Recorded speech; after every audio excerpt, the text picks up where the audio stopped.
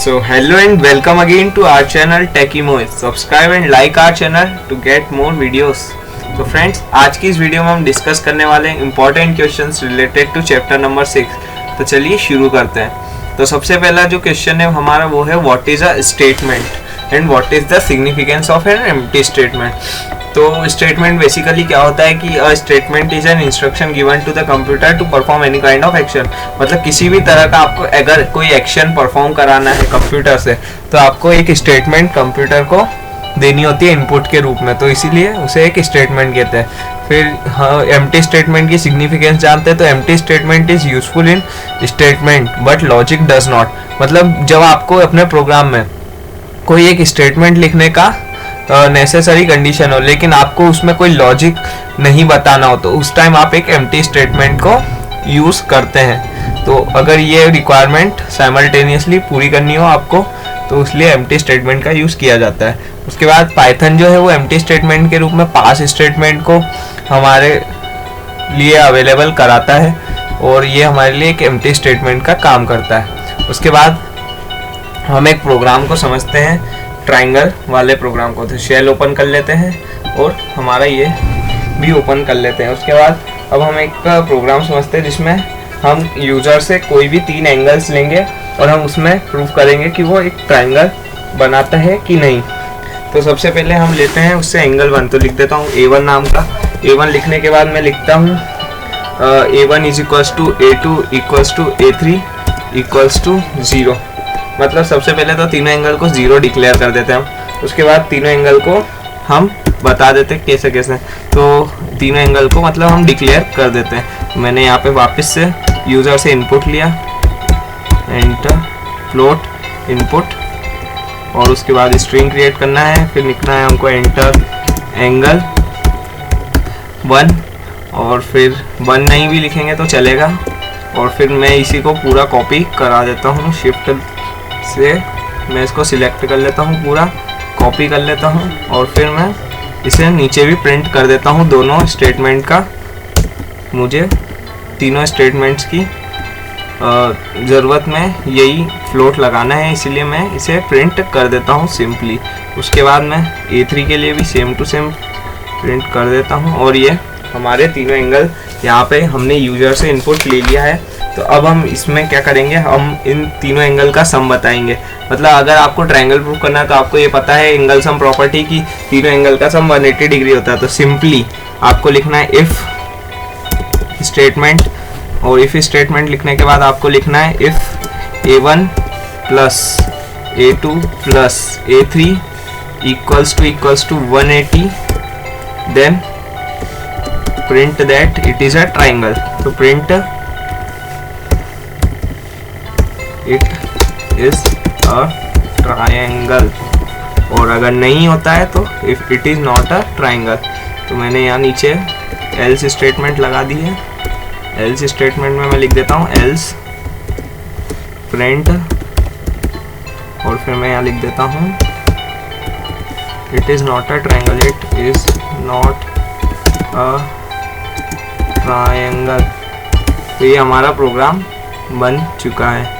तो चलिए अब इसे रन करा लेते हैं। तो रन कराने के लिए मैं रन पे जाता हूँ और मॉड्यूल को रन कर देता हूँ। तो हमने यहाँ पर एंगल डाला 120 डिग्री, फिर मैंने यहाँ पर एंगल डाला 45 डिग्री, और फिर मैंने यहाँ पर एंगल डाला 12 डिग्री। तो यहाँ पर प्रिंट होगा it is not a triangle, क्योंकि इन तीनों का सम 180 के बराबर नहीं होता है। जबकि अगर मैं यहीं पर इसे रन करते टाइम अगर यहाँ पर तीनों एंगल्स इस टाइप से दूं कि उनका सम 180 आ जाए, जैसे मैंने दिया एक 90, एक दिया 45 और एक और दे दिया 45, तो यहाँ पर प्रूव हो जाएगा कि ये एक ट्रायंगल है। तो इस टाइम से हमारा ट्रायंगल वाला प्रोग्राम बनता है। और फिर हम मैं आपको तीसरे क्वेश्चन की तरफ मूव करते हैं जो कि है बॉडी मास इंडेक्स का प्रोग्राम। तो फ्रेंड्स, ये जो क्वेश्चन है ये मेरी फाइनल एग्ज़ाम में आया था और इसीलिए मैं आपको ये बता देता हूँ, ये बहुत ही अच्छा क्वेश्चन है। तो हम इसे शेल में परफॉर्म करके देखते हैं। तो मैंने शेल ओपन कर लिया है और हमारा स्क्रिप्ट मोड ओपन कर लिया है। अब हमारे पास यहाँ पर कुछ टेबल दी हुई है और उस हिसाब से हमें इस प्रोग्राम को बनाना होगा। तो चलिए इसे बनाना शुरू करते हैं। तो सबसे पहले हम एक वेरिएबल डिक्लेयर करते हैं weight is equals to float, और फिर मैं यहाँ पर उससे फ्लोट में इनपुट ले लेता हूँ यूजर से कि वेट क्या है उसका, और फिर मैं यहाँ पर ले लेता हूँ एंटर वेट। ठीक, फिर मैंने यहाँ पर लिख दिया हाइट इक्वल्स टू, और फिर मैं यहाँ पर भी सेम ही लिख देता हूँ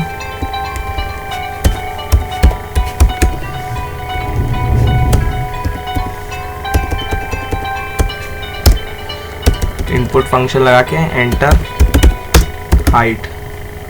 और फिर अब हमें इस प्रोग्राम में करना क्या है एक्चुअली में कि हमें BMI चेक करना है, मतलब बॉडी मास इंडेक्स चेक करना है। तो बॉडी मास इंडेक्स कैलकुलेट करने का फॉर्मूला हमारे पास होता है वेट अपॉन हाइट का स्क्वायर।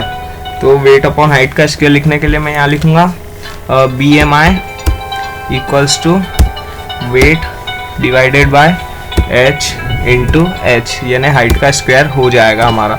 उसके बाद यहाँ पर हमें चेक करना है कि बॉडी मास इंडेक्स किस रेंज में आता है। अगर हमारा बॉडी मास इंडेक्स, तो उसके लिए हम इफ एल्स स्टेटमेंट का यूज़ करते हैं। तो मैं यहाँ लिख देता हूँ if BMI is less than 18.5%, 18.5, तो हम यहाँ पे प्रिंट कर देंगे। और यही क्राइटेरिया हमारी बुक में दिया हुआ है, जिस टाइप से क्राइटेरिया हमारी बुक में दिया हुआ है बॉडी मास इंडेक्स का, उसी टाइप का क्राइटेरिया हमको यहाँ पर लेके चलना है हमारे प्रोग्राम में अंडरवेट। और फिर हम एलिफ का यूज़ करते हैं, क्योंकि हम यहाँ पर इफ़ के अंदर दूसरी स्टेटमेंट्स का यूज़ करने वाले, मतलब हमारे पास कंडीशन एक से ज़्यादा है, तो हम यहाँ पर एलिफ का यूज़ कर सकते हैं। तो यहाँ पर मैं लिखता हूँ if body mass index is less than 25, तो हम प्रिंट करेंगे यहाँ पर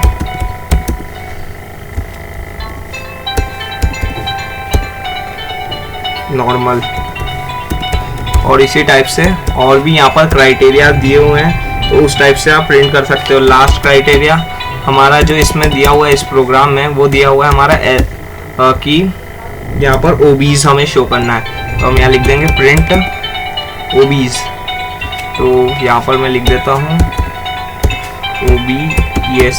OBs, और हमारा ये प्रोग्राम इस टाइप से बन जाएगा। फिर हमें इसे सिंपली रन कर लेना है, और रन करने के बाद जब मैं यहाँ पर बॉडी मास इंडेक्स कैलकुलेट करने के लिए मैं यहाँ पर डालूँगा वेट में मैं डाल देता हूँ यहाँ पर जैसे 45 kg, और मैं हाइट डाल देता हूँ यहाँ पर सेंटीमीटर्स में 256 सेंटीमीटर।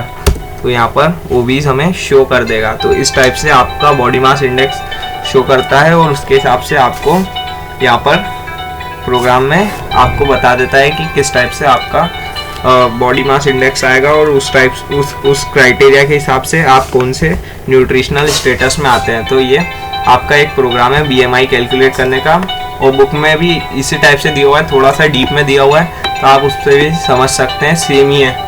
और उसके बाद मैं आपको फोर्थ क्वेश्चन बता देता हूँ। तो आपको जो प्रोग्रामिंग से जितने भी रिलेटेड क्वेश्चन हैं सबको आप खुद से ही करने हैं, क्योंकि उससे आपकी कॉन्सेप्चुअल क्लैरिटी बहुत डीप में बढ़ेगी। तो आपको उसे करने का तरीका मैं बता देता हूँ। तो सबसे पहले आपको उसे बुक से रीड करके अंडरस्टैंड करना है, और फिर उसे प्रोग्राम करना है अपने कंप्यूटर में, खुद ही सेल्फ प्रोग्राम करना है आपको, और उसमें आपको बुक से किसी भी टाइप से देखना नहीं है। और जब आप उसे प्रोग्राम कर लेंगे खुद से, आप जितने भी प्रोग्राम है बुक में, जब उसे खुद से प्रोग्राम कर लेंगे, उसके बाद जो एरर्स आ रही है उसे आप बुक में चेक करना है, और अगर वो एरर्स जो है वो आपको सेल्फ करेक्ट करना है। इससे आपकी कॉन्सेप्चुअल क्लैरिटी बहुत हद तक बढ़ जाएगी, और ये चैप्टर आप बहुत अच्छे से समझ चुके होंगे उसके बाद। तो इसीलिए मैं आपको ये प्रेफर करता हूँ कि आप जितने भी प्रोग्रामिंग के क्वेश्चंस हैं वो खुद ही करें आप, और अगर कोई भी डाउट हो तो आप कमेंट सेक्शन में भी इसे पूछ सकते हैं। उसके बाद एक क्वेश्चन और आता है हमारा आउटपुट क्वेश्चन, जो कि हर चैप्टर में, जो भी चैप्टर अभी हम पढ़ेंगे या पढ़ चुके हैं, सब चैप्टर में आउटपुट क्वेश्चन और एरर डिटेक्शन क्वेश्चन हमेशा आता ही है। तो इसीलिए वो क्वेश्चन करना बहुत ज़रूरी है। उसके बाद हमारी ये वीडियो यहीं पर ख़त्म होती है। तो सब्सक्राइब कीजिए हमारे चैनल को, और हमारी वीडियोस को लाइक कीजिए ऐसे ही वीडियोस देखते रहने के लिए।